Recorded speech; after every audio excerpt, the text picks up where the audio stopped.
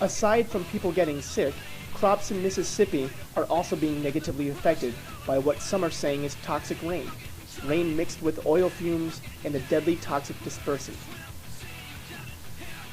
There are also reports of oily rain coming down in certain areas, as this video shows.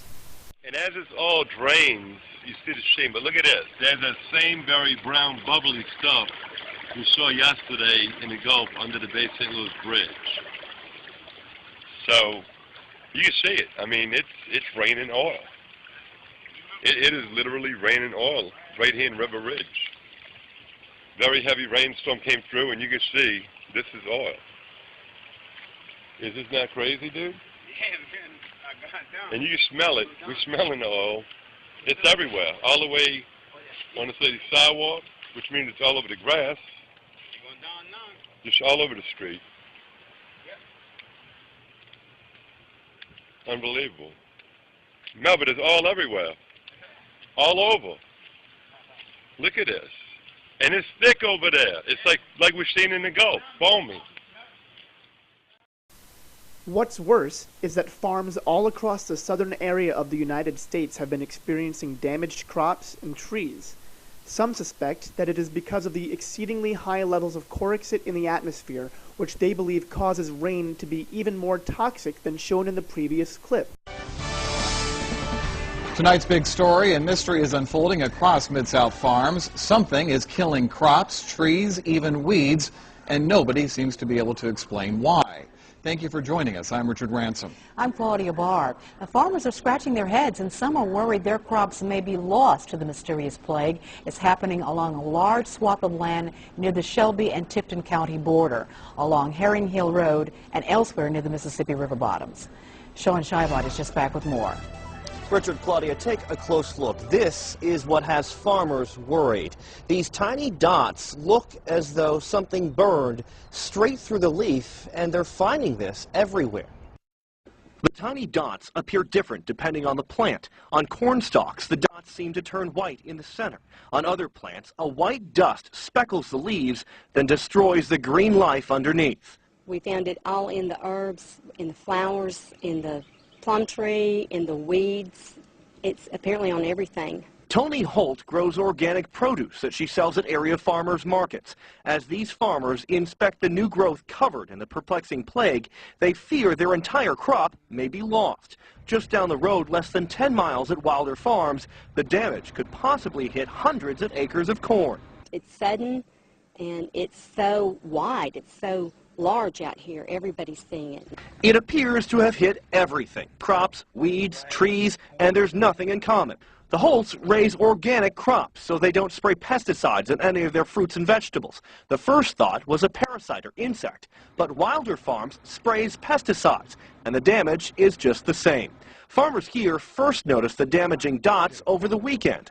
Then Holt came home to find this, baby martins dead. There's 2 dead birds hanging out of 2 different gourd houses, and so we're concerned about that. We don't know that it's related, but it's alarming. You know, we have horses. We're concerned about the horses on the grass. We've got chickens. We sell our eggs at the market. Now, the farmers that we spoke with are convinced that something in the air caused this damage. They're asking the USDA as well as other experts to look into this problem, and we are too. Reporting live downtown, Sean Scheibot, WREG News Channel 3. All right, thank you, Sean. And to just add to the mystery, it has been recently shown that Carl Casal, the director of NALCO, which is the producer of the toxic Corexit flooding our Gulf's atmosphere, is also the executive vice president and chief financial officer of Monsanto Seeds, the same company that has been targeted with lawsuits by organic farmers nationwide for destroying their organic and heirloom crops with their genetically modified food. Keep in mind that GMO food has been found to attack our immune systems, our organs, and has even been found in court of violating environmental law. Mr. Casal is raking in millions on the oil cleanup, and at the same time, people and organic food are being poisoned nationwide by this dispersant. For more information on GMO foods, you can visit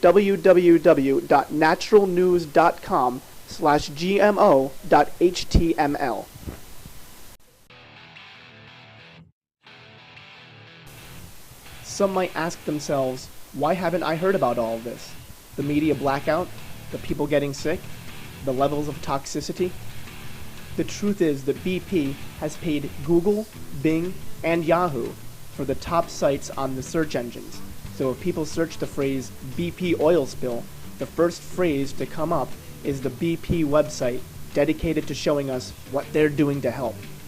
Although this is merely a PR stunt, they know that many Americans looking will only click on the first few links, and this is just their way of trying to save their own public image. You know, as BP tries to control the oil, it is also trying to control its image as well on the air with TV ads. They started Thursday, and online, the oil giant is buying space on search engines. So if you put the words oil spill into Google, what you'll find at the top is a link to BP.com with the line, learn more about how BP is helping.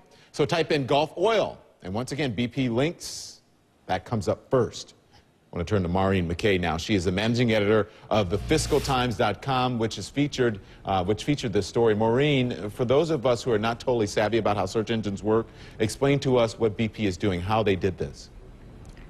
Well, what this effectively means is that they are paying money for their company to appear first in any search.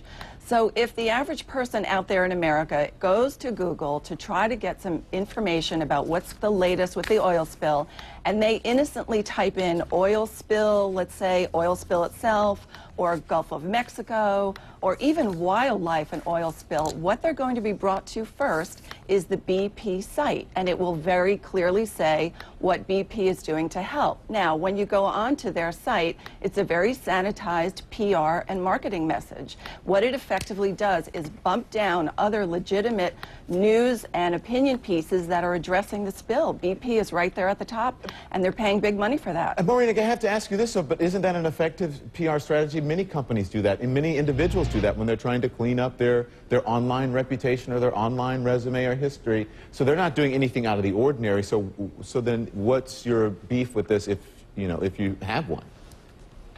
You're absolutely right. There are many companies who do it legitimately. In most cases, they are trying to get their message out about a product or a service. This is a national catastrophe. So what in effect is happening is that BP is controlling the perception about the news. They are bumping down other stories about the oil spill, and they are at the top. And that goes for Google, and that goes for Yahoo, and that goes for Bing. They're paying money every day to have their company there. And by the way, we asked them directly how much they're paying. They wouldn't disclose those terms. That's between them and Google. But the fact of the matter is they're putting up the money to have their company appear there. As if all this weren't bad enough already, there's even more. On July 22nd, Reuters reported that the methane level in the Gulf region was exceedingly high, in some instances over 1 million times the normal amount, enough to deplete oxygen and create a dead zone. This is the reason that some people in the field are openly discussing a mass evacuation of the Gulf states. If a hurricane hits the Gulf with the levels of poisonous chemicals, oil, and methane, the people would not be safe. Matt Simmons, founder of the oil investment firm Simmons & Company, said in the Washington Post regarding a tropical storm hitting the Gulf, "We're going to have to evacuate the Gulf states." Can you imagine evacuating 20 million people? This story is 80 times worse than I thought. It seems that BP and the federal government are telling us that there is no solution other than the toxic chemicals or even explosion to get rid of the oil. But there is another solution. Bioremediation is a process that has been proven to clean up big oil spills. The process consists of oil-eating microbes eating the oil and then leaving an unharmful natural waste product. This retro yet informative video, easily found on YouTube, gives an historical account of the last time bioremediation was used and how successful it was.